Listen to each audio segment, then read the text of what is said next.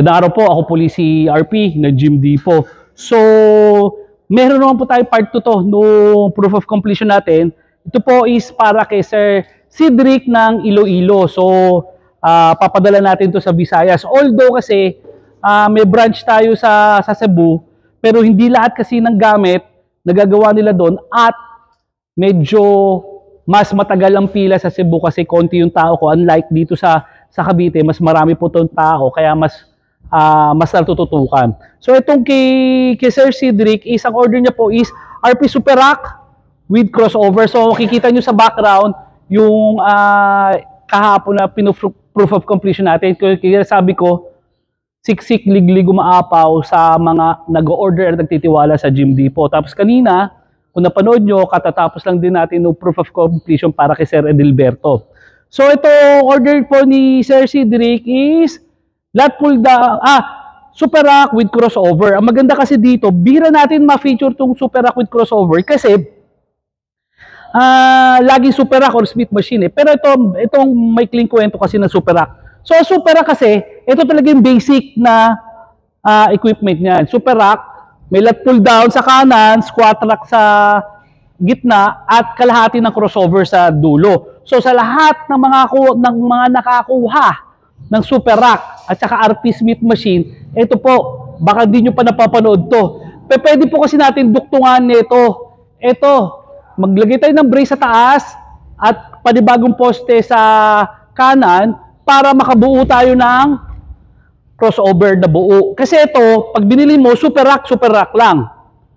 Pwede mong bilhin din ng RP Super Rack with crossover, ganito itsura.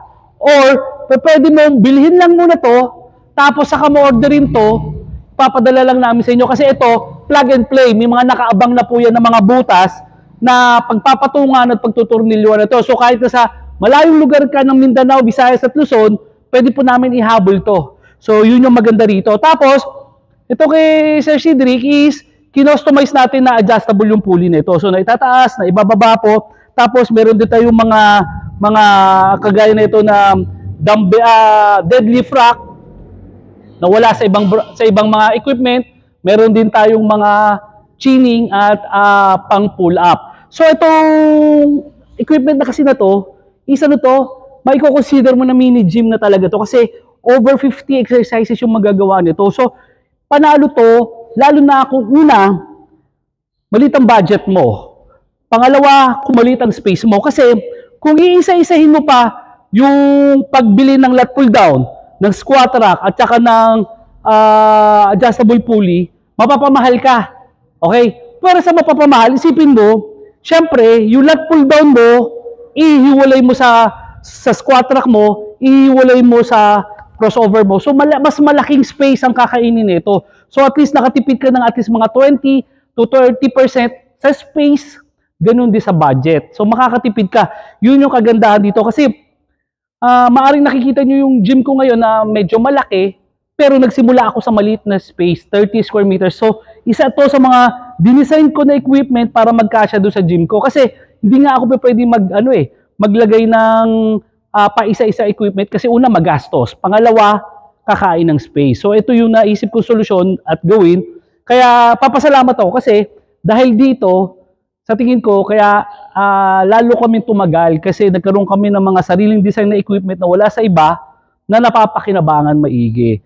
So, I hope dun sa mga interesado ng RP Super Rack or mga gusto nyo makatipid sa space at sa budget, diyan po expertise namin. Napakadami na po natin ginawang mga equipment. Actually, abangan nyo yung sa Gym Republic Tarlac City kasi may mga sarili akong design na naman na equipment doon. Although malaki talaga yung lugar, malaki, 800 square meters yung lugar ko. Pero kagaya sa Gym Republic Cavite City, nag-expect kasi ako na maraming tao doon. At one particular time dito sa Cavite, nagbilang kami ng mga tao, umaabot kami ng 80 katao, sabay-sabay. Yun yung between 4 o'clock to 6 o'clock, 80 katao, yung nandun sa loob. So imagine nyo, kung gano'ng kadami yung tao, sabay-sabay, kailangan maraming gamit kang mailagay doon. Hindi lang na porket malaki, kahit ano na lang ilalagay natin. So to sa Tarlac, malaki lugar pero lahat halos ng mga equipment ko doon multifunctional. Kumbaga, isang equipment, 4 na tao, sabay-sabay pa pwede gumamit. Ito, kaganito. Itong equipment na to, 5 tao, pwedeng sabay-sabay na gumamit. Pwedeng may nagke-cable exercise dito. 1, pangalawa, 3, 4, at 5. So basically 5 tao pwedeng sabay-sabay. So parang ganito. Tapos, ang kagandahan kasi doon, pwede silang sabay-sabay. Hindi kagaya ng ibang multifunctional na, okay, 5-in-1, 10-in-1, pero isang tao lang makakagamit sabay-sabay. Hindi katulad nito. 5 tao, sabay-sabay pwedeng gumamit. So yun yung panalong gym equipment. And I hope, kung meron kayong mga naiisip na mga design dyan o nakikita mga design, PM nyo sa akin at kung kaya kong gawin, gagawin natin yan. So I hope na-convince ko na kayo kung gaano ko kaganda, ka-effective ang RP Super Rack. Asahan ko po kayo minsan pumunta rito at umorder. Ako po si RP ng Gym Depot. Maraming salamat po.